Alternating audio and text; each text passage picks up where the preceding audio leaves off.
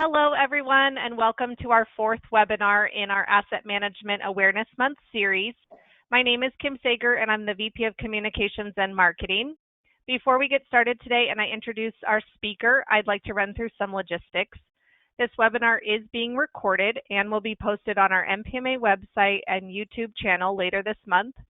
If you're logged in and listening today, you will automatically receive a CEU credit. And then lastly, if you have any questions during the presentation, please write them in the question box and then we'll review them as we can. Now I'd like to introduce today's speaker, Ms. Yvonne Batcher, Senior Director of Property Management Office for Stanford University.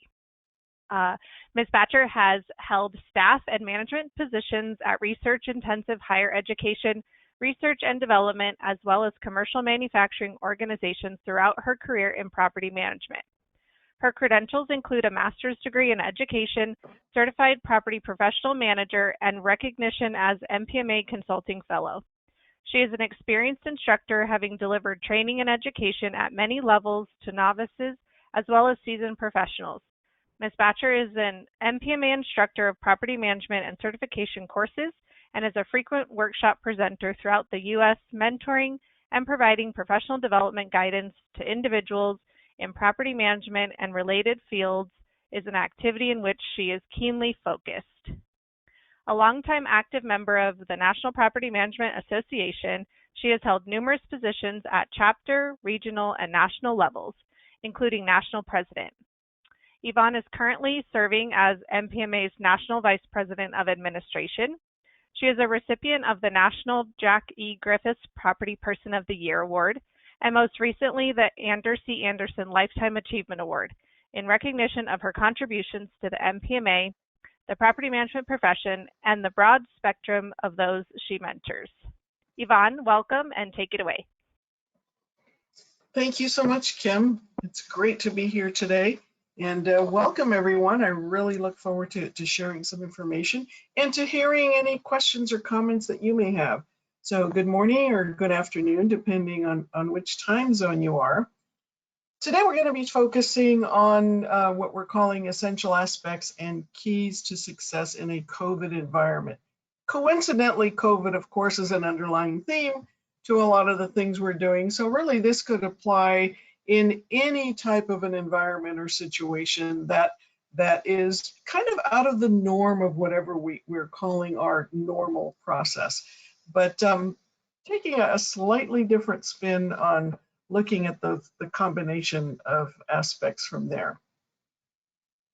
So oftentimes, and over the years, of course, what property management does, whether you're a government contractor or not a contractor, meaning you may be just an organization that is a commercial developer or a commercial entity.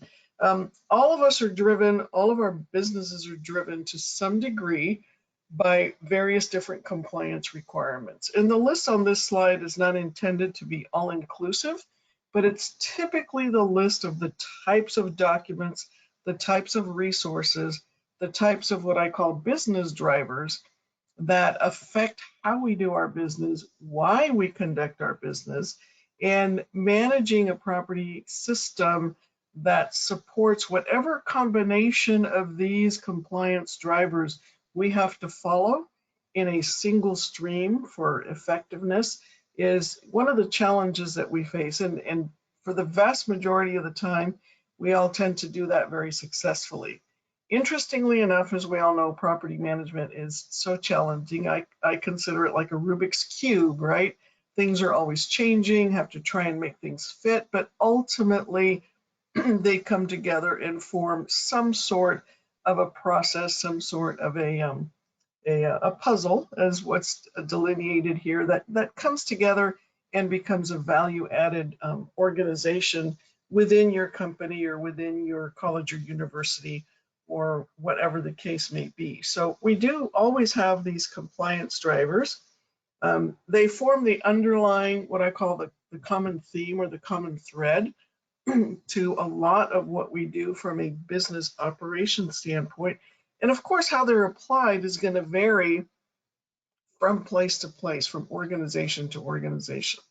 So one thing to keep in mind is where all of these fit in what we're doing, and keeping focus on the intricacies and interdependencies of all of these different processes and how they affect everything that we're doing on a daily basis. So let's take a look at what some of that may look like. Another underlying theme would be the ongoing need for collaboration. This wheel represents many, not all again, but many of the different processes that we have to adhere to, provide to support from different perspectives: financial, compliance, stewardship, etc.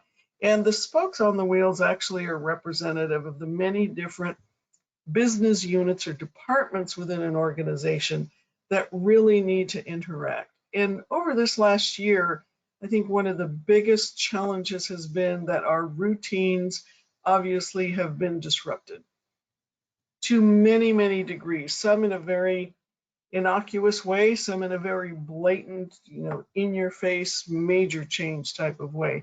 But through all of this, we really have had to rely on those partnerships and the trust and the liaison that we have built between the departments and the business units.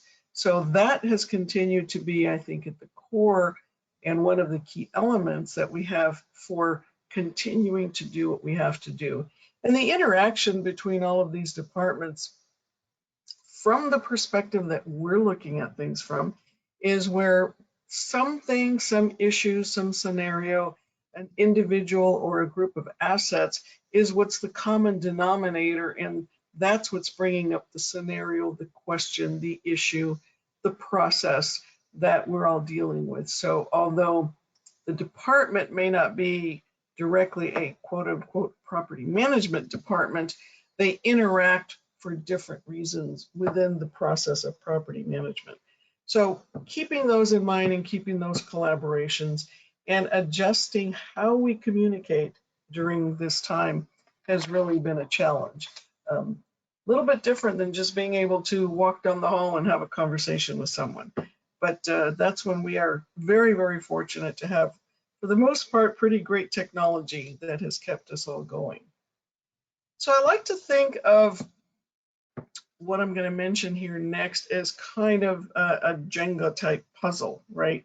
Where all the pieces are somewhat dependent on each other. You have the foundational aspect of things. And then as pieces stack, or as pieces move within that stack throughout the game, it's kind of that, like the game of life within property management, right? Things are always building, but ever changing.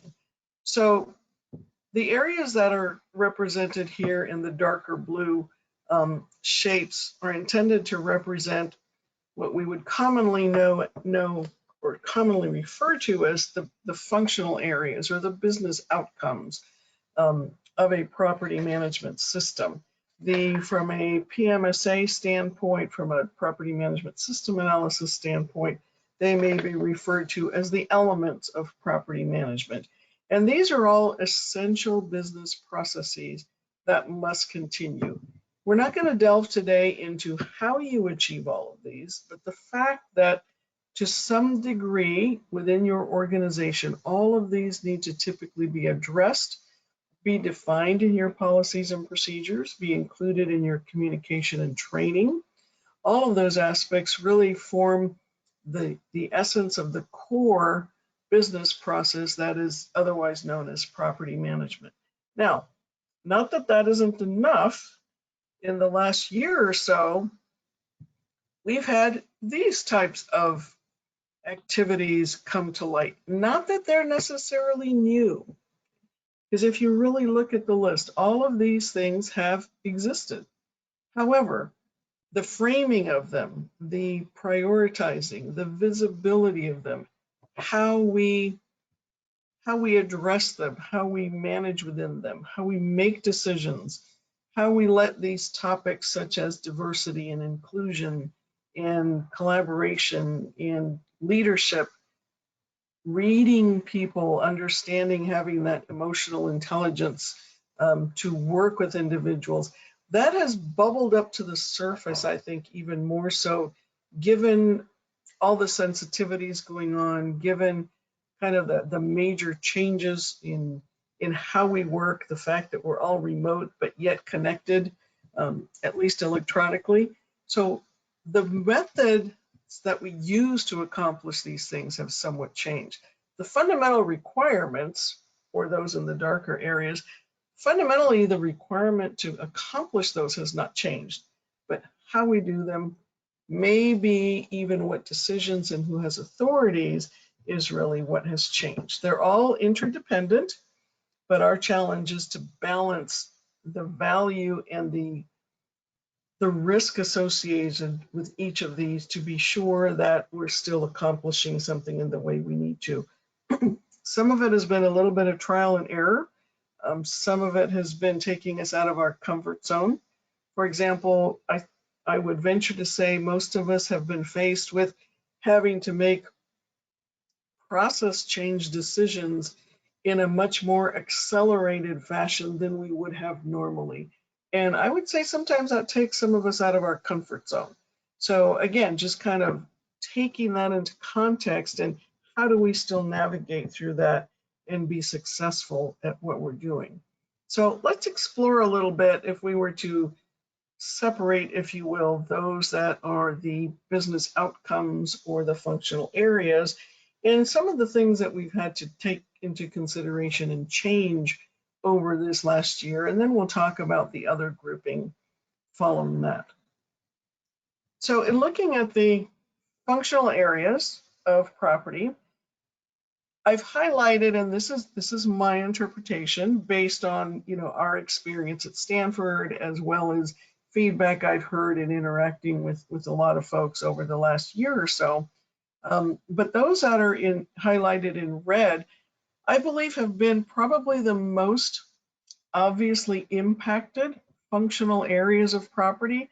So to keep them moving, to keep business going, to keep the customer service levels, at least to a reasonable degree, as successful as they had been, we've had to really look at sometimes alternative procedures. Receiving, for example, has been a challenge. Distribution has had to go to different delivery points for those that are no longer able to work on campus. Creating records, financial responsibility and reconciliation has sometimes been a challenge because things are processed in a slightly different way. Being able to continue acquiring property. We may have come, I would say, in a way to a halt, but for a very short period of time, really. But business picked up right away in a different method at a slightly different pace, but it never really went away. Of course, what we're doing, our businesses all still exist, our organizations continue. And so in making the changes and looking at that, we've had to look at what are the risk areas? If I change a process, how do I still maintain its integrity? Inventory is probably one of the best examples, physical inventory. It's kind of right in the middle, in that middle section there. How we conduct physical inventories. That has probably changed. I know for us it changed significantly, but how can we and how did we look at the situation? What is the objective of that process? What is the goal? What is the compliance requirement? What are the risks if I change certain parts of that process, and still be able to accomplish the overall intent of, for example, performing a physical inventory? And looking prospectively, based on those changes that have been implemented and seem to be working really effectively, what might be the long-term impact? What might be the impact of the results of this inventory cycle on next year's or the next 2-year inventory cycle? For some of you, it may be a more than a 2-year cycle. I'm just using that as an example. But regardless of what business process or business outcome we're dealing with, these are things we've had to consider. What's a risk assessment? How do we maintain the integrity of that process? How do we maintain the reliability of the data and the checks and balances so that we can continue the core of what we need to do to be value added within our organization. Another area we've had to really think about is how do we communicate and train? There's been, continued onboarding of staff members. There's been changes in roles and responsibilities, delegations of responsibilities and authorities that maybe did not exist under what we, in a prior life, I guess you would say, called our normal, right? So how have all of those been communicated? And of course, ultimately, everyone has felt some degree of budget impact. So that always has a trickle-down effect. And in the bigger scheme of things, you know what? Audits continue from various different standpoints. Sample selections are made, verification of assets is still being done, albeit primarily virtually, but even coordinating how we coordinate the segments of an audit, how we coordinate the verification aspect of it has changed in many situations. So it's just been, I think, a great puzzle that we have had to work through and continue to work through. Now, the new layer of items, if you will, let me backtrack for just a second. Within all of that, fundamentally, we've had a lot of opportunities, right, to maximize the use of technology. Of course, some of us have become, our second cousin has now become Zoom or Teams or some application that gives us the technology tool to communicate, to share information, to meet and greet, if you will. But there, even managing that has been a bit of a challenge. We've had a fabulous opportunity to focus, though, on what is meaningful. Kind of gives us a different perspective of what is important, what is critical, what is meaningful, and the ability to more freely dispose of what is not an essential step, to streamline where possible. And it's amazing when you look back and say, okay, we've implemented these changes, but you know what? Things are still running smoothly. They're running, and the operation is still continuing. The customer service is there. In many ways, we have actually expanded, I think, the level of trust between groups and between departments, because we have yet again seen how working together and working collaboratively has really been complementary over this period of time, and will continue to be in the future. And another, I think, essential opportunity has really been what I call, might be kind of an oxymoron, but to become proactively reactive. What does that mean? Thinking ahead of what is going to be the impact, the net result of the changes we've implemented, and being able to anticipate how we're going to react to the results of that change. Does it mean maybe we have a little more exposure in some areas from a risk standpoint, from a reputational standpoint, from a training and development standpoint, and how are we going to be ready to address those? And how might we be able to bring them back and reestablish what we used to have? Or really, do we need to reestablish in some cases the way things used to be? It doesn't mean, things have to stay static and cannot change. So I think it's opened up in many ways the window of opportunity for us to do a lot of different things.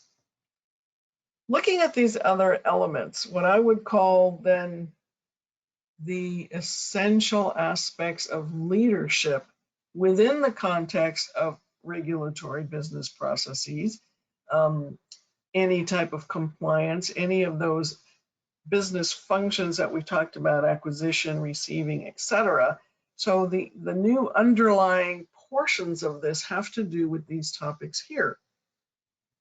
On the left, you'll see diversity, staff development, inclusion. Bias awareness, that could be, a week session or longer in and of itself. Of course, collaboration and communication, they've always really been there, but those two to me really focus on our interpersonal abilities and how we frame what is our approach, what is our mindset, what is our perspective on some of these aspects that may have been there and lingering in the background, but haven't really been front and center in terms of a priority to focus on. Right smack dab in the center, we still have financial responsibilities. We should be managing property not only from a compliance perspective, but looking at it from a risk management perspective is, again, where are the priorities? Where are the high points? Where do I need to be the most concerned in monitoring any changes or maybe implementing changes to help ensure that whole aspect of business continuity, if you will? And then moving on further to the right, the whole notion of agility, leadership, being able to change, and we may fall a little bit, but stand up and keep on going. Those really are aspects in terms of adding value to the organization that we provide services to and that we're a part of. And the decision-making, problem-solving, innovation, those have been around forever and they will continue to be. But I think we've been led into revisiting how we accomplish those, revisiting what is our decision-making process, to what degree, who has the authority, maybe delegating further or more broadly within your group, the decision-making, not only responsibility, but authority and the freedom to make those decisions and then circle back and communicate with the whole group. So in light of all these things, there's a few principles to keep in mind, I would say. First of all, it's important that we're cautious and beware of information overload. So much information, we've been bombarded with training sessions, with awareness, with personal development, with goal setting, with all of those things, all combined with even balancing keeping business going. And then introspectively, what has the impact of all of this been on us as individuals, as people, not as employees, but as people, and how we have reacted to things. So things coming at us from many different directions. So being aware of information overload and kind of balancing what that is.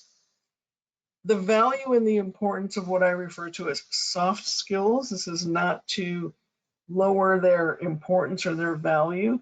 It's a way of, in my mind, differentiating the technical knowledge, the knowledge of rules, regulations, compliance requirements, and the ability to interpret those, to those areas that are more interpersonal communication, interaction, providing guidance, providing mentorship. All of those are what I consider to be more in the line of in the category of soft skills.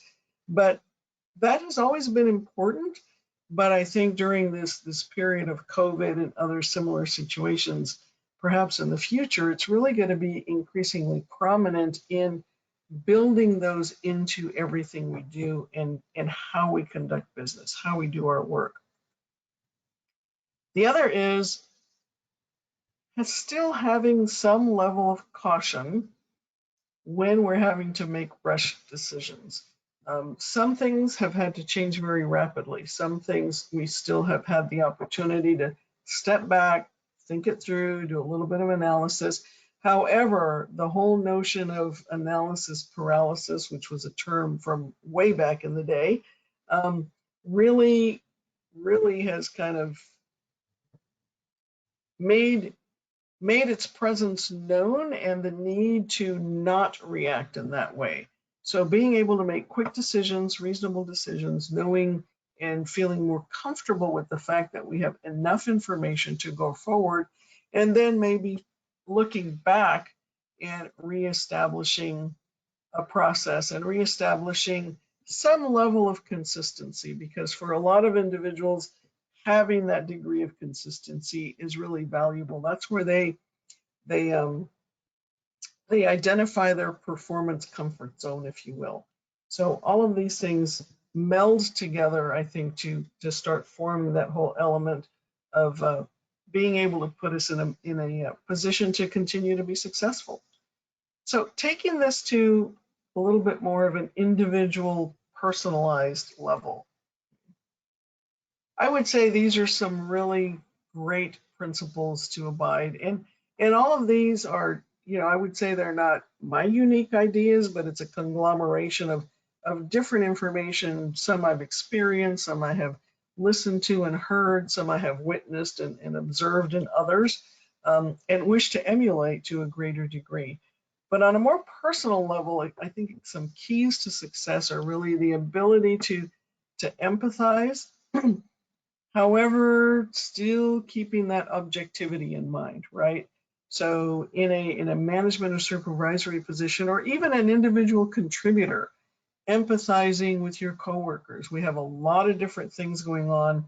All of this has affected us in different ways, not just from a work standpoint, but in our personal lives, meaning, in the situation we're in working from home, many of us, some have continued to be what is known as essential workers, and they have been on the premises, but even that has kind of taken on a different tone, I guess you would say. So empathizing with those around us, but still remaining objective and able to move forward and make some decisions. Second one here, interesting. Question to learn, meaning be more curious, probe, follow up with more questions.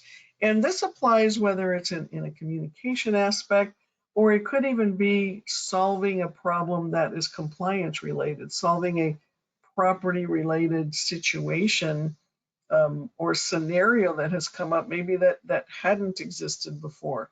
So probing, asking more questions, and listening very carefully to try and weed out, ferret out the details. What is the root cause? What is the ultimate goal that I'm trying to achieve? Understanding and acknowledging, yep, I hear what you're saying. This is what we need to accomplish. This is what I can or cannot do. I will do my best to still provide you great customer service. All of that goes into that arena. And then again, looking at it from a more personal standpoint, be a little more introspective. What does this mean to me? Be willing to say, hey, I may need to change. I may need to look at it from a different perspective. I'm used to doing things this way, but need to move more comfortably into being able to change and reassess and maybe change directions. So again, all of these things maybe have been there for a long time, but I think we've now had the opportunity and will continue to have the opportunity to revisit it through a fresh lens, if you will. And ultimately, one of the things that I read about and have been working with for a while now has been this whole notion of becoming a transformational leader. And I know there's a lot of information out there, et cetera, about leadership and what that means, but what does the term transformational leadership mean? What might that look like, and what might that feel like in your particular instance and scenario? First and foremost, understanding what needs to change. Just because a situation or an environment is changing, not everything is affected and not everything needs to change. But being really clear and understanding what specifically needs to change, even within a business process. Say, for example, acquisition.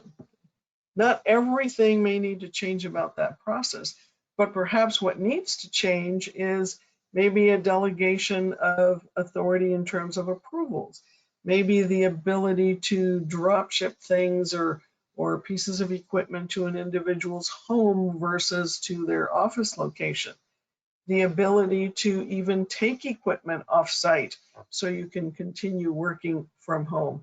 Many organizations, although they've been more flexible over the last few years, but there were still many cases where that was still met with a little bit of resistance.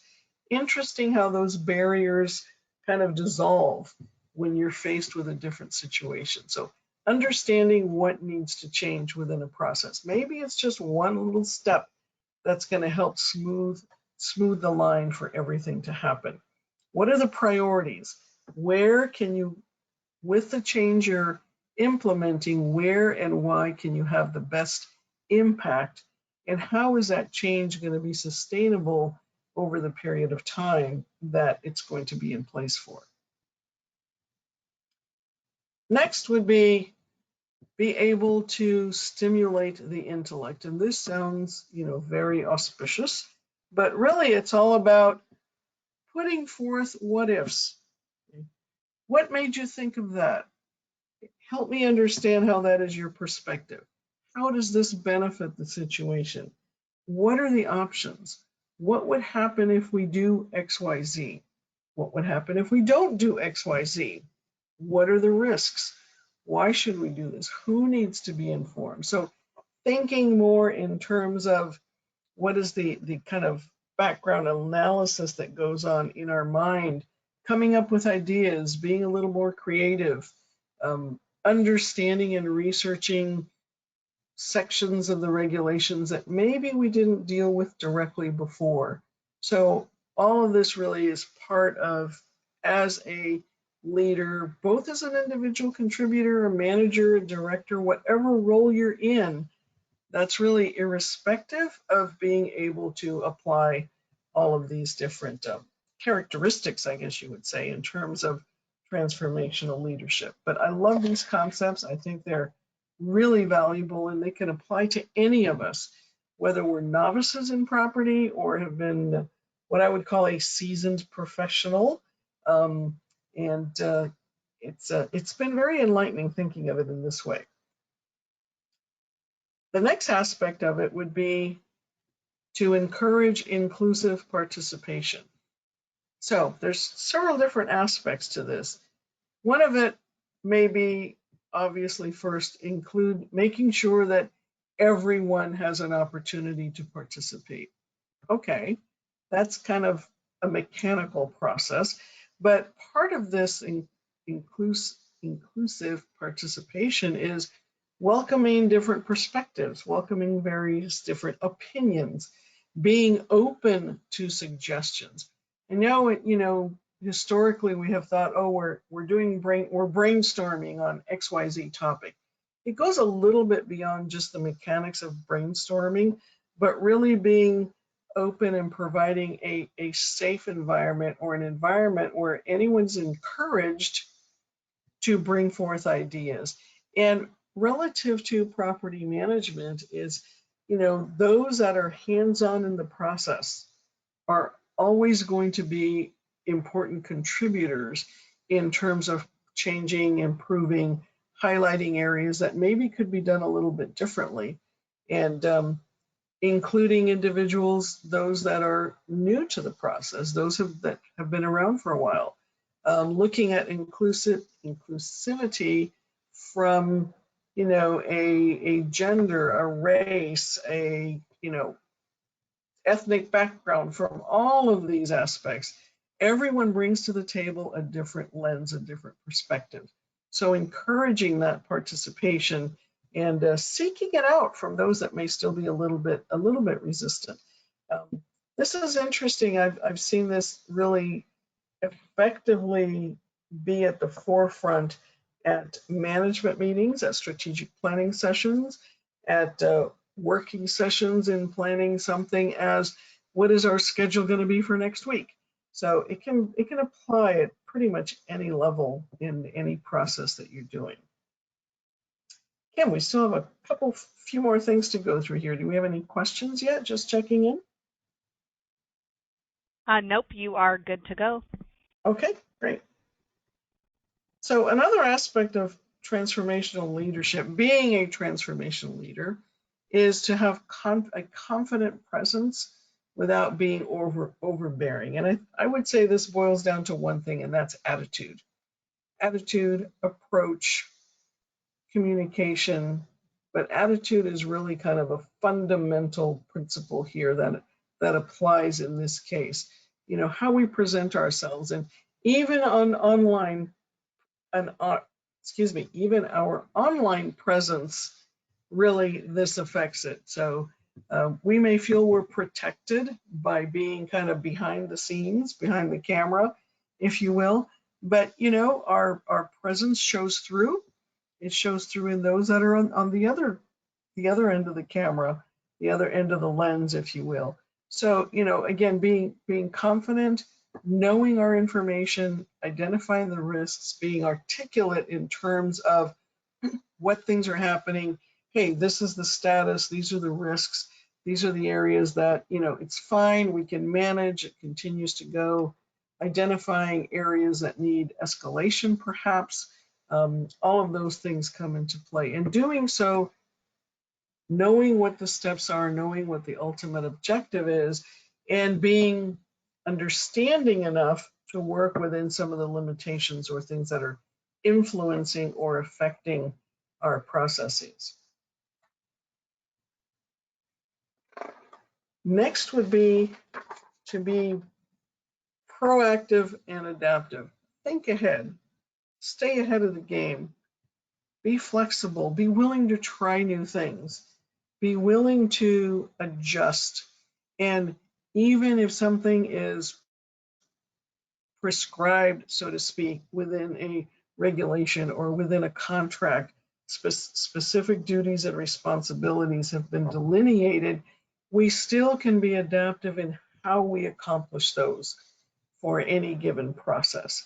So circling back to kind of our roots within compliance, yes, that may seem rigid and structured, but it's what we have to accomplish, and then it's up to us to effectively figure out the how, when, and by whom of that process. So thinking ahead, again, this is an opportunity to look at the what ifs. Okay? What if this could be in place? We've never tried this. Could this be effective? What do we have to lose? What do we stand to lose by trying something? So being proactive and adaptive is very, very valuable. And last but not least is to have a sense of the big picture. Now, I would say this area has been a bit of a challenge in the last year, particularly because so many things were a moving target, sometimes on an hourly basis, if not more frequently. So although we may have thought we understood what the big picture was, what the issues were, what the challenges were, what the limitations that we would have to work through were, those might have been and often were changing on a pretty regular basis. So within the context not only of compliance and understanding our regulatory and our business process, but what is the impact? What is everything surrounding it from a business process, from a technical process, from a systems perspective, from a communication and interaction perspective, from a collaboration perspective, from a personal, at home, away from work, but still working perspective. All of those then start to comprise what that new version of the bigger picture is. And we've been tested a bit, but so far so good. And hopefully these ideas really give us the impetus and the framework to continue having that sense of success and the ability to succeed.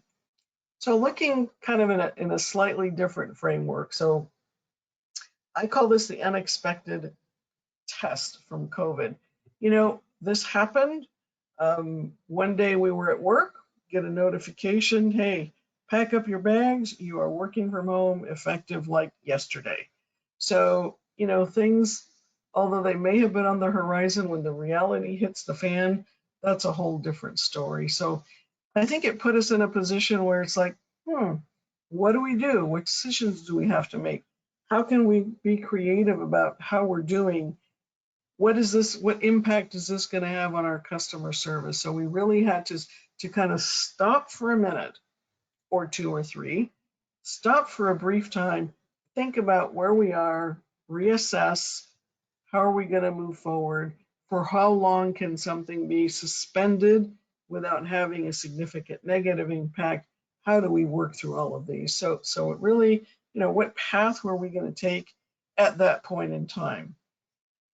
The next thing it really kind of threw our way is, how are we going to communicate all of this? What type of analysis do we need? What type of metrics? Maybe we monitor our metrics a little bit differently. How do we do all this, still be flexible and still get the results that we need to accomplish. Ultimately, it's still about continuing to do the business and continuing to meet our roles and responsibilities within our organization.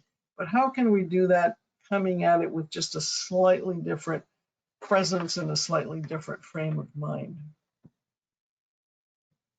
And at times we may have felt like, wow, our hands are tied.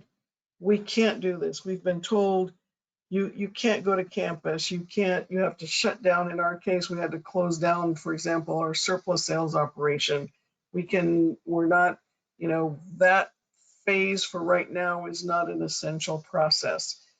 We can't go out and do our regular physical inventories because we're not allowed on campus, and two, we're not even allowed access to different specific areas or buildings. So our hands may have felt really tied. That gives us a sense of kind of, oh, woe is me to a certain extent. But you know what? That should only last a nanosecond, because as property professionals, I think one of our biggest strengths is to have agility and resilience. It's like, okay, this is a new circumstance. How many times have we been handed a situation where this scenario hasn't happened again? What are my options? Where do I go from here? So that resilience and that ability to kind of break through those barriers, I think, has really been put to the test. We have the technical knowledge, the understanding of the rules and regulations and compliance requirements, the ability to interpret them and put them in place in our business operations. And then most importantly, I think, is how we interact and how we continue and how we follow the twists and turns of the path as it's been placed ahead of us. So in closing, I would just like to say, a couple things. And these two graphics were really selected on purpose. On the left, think about, what are we able to do today that we couldn't do a year ago? I would venture to say all of us can identify a number of things that a year ago would not even have been thought possible or likely, or that we would get approval to do it in a very different manner. And that can be a very different list of things for different individuals, for different organizations. But retrospectively, think about, what are we doing today, whether it's professionally or personally, that we couldn't do a year ago? It's going to surprise you, I think, in many cases. And on the flip side, kind of a little bit in our comfort zone, is what can we still do today that we were able to do a year ago? What things haven't changed? What things have we been able to continue? And part of that is the application of our knowledge to our ongoing business applications, but we can still do the process. We may have to do it slightly differently. So two questions I would leave you with, or two things to consider, is, what are we able to do today that we couldn't do a year ago? What are we still able to do and continue successfully? And then last but not least, I would ask you to think about not only continuing your professional development in terms of understanding rules and regulations and compliance requirements, but how can we each continue to grow and become that transformational leader that's going to be really at the core and the essence of our continued success? Because it's really all about continuing to grow. Sometimes it's incrementally, small steps. Sometimes it's by leaps and bounds because things are thrown at us unexpectedly. But we all come out in the end figuring out a way to make it happen. So hopefully you have found this information to be useful, enlightening in some ways, a little bit of thought-provoking, and something that each of you can apply. And I'm very happy to have had the opportunity to share these thoughts with you today, and appreciate you joining us for this session of the Asset Management Awareness Month. So great opportunity, and one of the great benefits of being part of NPMA. Thank you so much. And Kim, I think we have a few minutes. If anyone has any comments or questions, I would welcome any observations or thoughts any of you have. Yes, Yvonne, thank you so much for speaking again today. And I do see a few things. One, at the beginning of the presentation, we had a question come in about the slides Uh-huh. and offering the slides. And so I'm going to go ahead and put out there that if you would like a copy of the slides, please reach out to Yvonne and she can get those sent over. We will post the webinar recording, which has the slides, but if you want them to reference later, go ahead and reach out to her and her email address, which is on the screen right now. I did have one thing come in. Says, I love the leadership focus on managing property through COVID. Are there any lessons learned our participants can share? Specifically, what have they done to help navigate these uncharted waters? Wow. I don't know if I have enough time to cover all of our lessons learned. I think one of the biggest lessons learned is, and this is a little bit of an old adage, is you know what, where there's a will, there's a way. For us, one of the most substantial areas that we had to really rethink how we were doing it, why we were doing it that way, who was involved, how we were going to collect information, how we were going to document, how we were going to test or validate was relative to physical inventory. Yeah, that took a little bit of thought in terms of minimizing the number of items to the best degree that we could, that we had to physically verify to reduce the level of effort required by departments, because we typically have had two personnel from the central office perform a great part of the physical inventory process, but because of the area access, we had to really rethink that and retool our process. So I would say a big lesson learned is, first of all, picking what are your most vulnerable processes. What things are going to have to change in the most significant way, and not being afraid to try different things.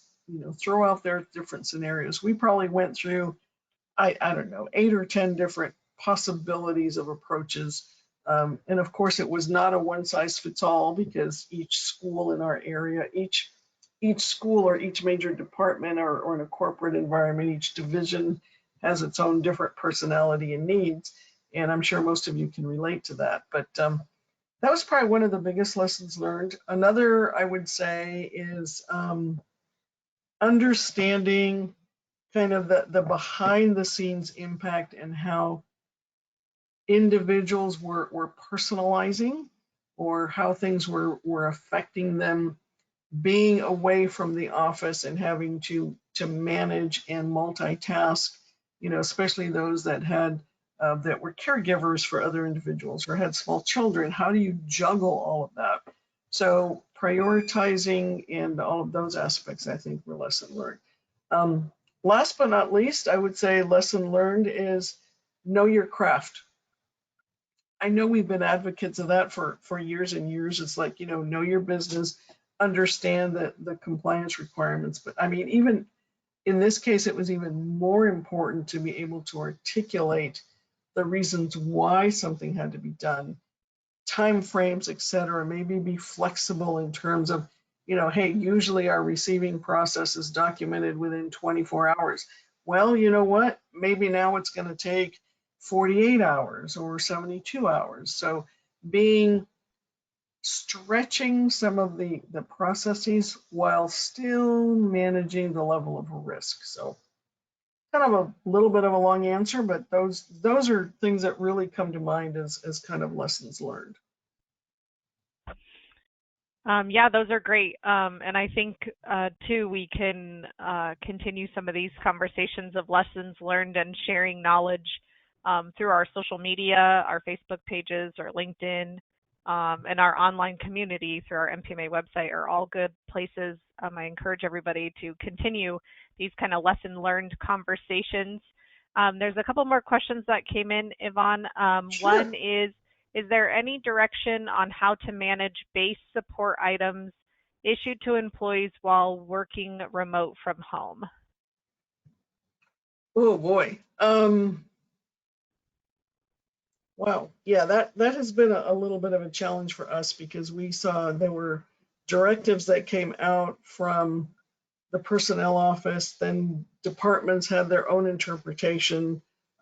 Property had, our perspective on things. So I think the most important thing is one, realizing that not working from home is not an option in many cases. I won't say all, but in certainly many cases. So having a process that is reasonably easy to follow in terms of who is accountable for what goes offsite. For example, a lot of what ended up, I know in our case, going offsite was, were non-capital items, laptops, although we track them based on system access and security, and they are encrypted. By policy, they're not required to be tagged unless they're over $5,000. Now, that may be different in different places, but expecting and clarifying who is responsible for at least being aware of what's moving offsite. To be honest, I think in most cases, this is an area where we're not going to know the full impact of that until after the fact, when people come back and we're really looking at, hey, is everything really coming back, and is anything missing? Especially in a more open environment. If you're in a more closed work environment, there's probably already been a lot more discipline and a defined process for signing things out. So not quite sure that directly answered the question, but that's been our experience. Sounds good. And then one last question before I wrap us up is, on your last slide, Yvonne, they were wondering if you had any examples to those perspective questions, minus me and getting to wear sweatpants to work. Are there any other examples, maybe more work related, that we have? In terms of, the two questions I'm saying, what can we do today that we couldn't do a year? Is that the slide they're referring to? Yeah, the ones I think with the pictures on them of the compass and the. Okay, so example. Yeah, what we couldn't do and what we could, yeah. Sure. So in terms of, think about what we can do today that we couldn't do a year ago. Deliver things off-site, take things off-site, have expedited processing on, say, purchase orders or requisitions, delegating different authorities, delivering training in a different format, structuring and managing our meetings in a different way. All of those are things that we may have been able to accomplish the task, but we weren't able to do them a year ago the way that we have to do them today. So hopefully those are some examples. What can we still do today that we could do a year ago? Sure, we can check our email, we can still communicate, we can still process requisitions and acquisitions and create records and generate reports and do all of those types of things. So we can still do them today. The question then kind of circles back to the first one, is how are we doing them differently? Still effectively, but differently. So hopefully that helps kind of frame and give a little bit of examples. Yeah, excellent. Okay, I am going to wrap us up. I don't see any more questions, and I just want to say again, thank you, Yvonne, for speaking today, and everybody for participating and asking questions. Our last and final webinar for Asset Management Month is scheduled for next Wednesday, March 31st at 1 p.m. Eastern.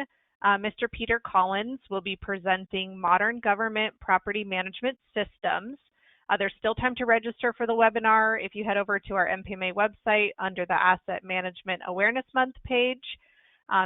In addition to our webinar series, I've been talking about it. You still have time to complete the crossword puzzle. Runs to the end of the month and includes Amazon gift cards for 10 random lucky winners, so get your puzzle in.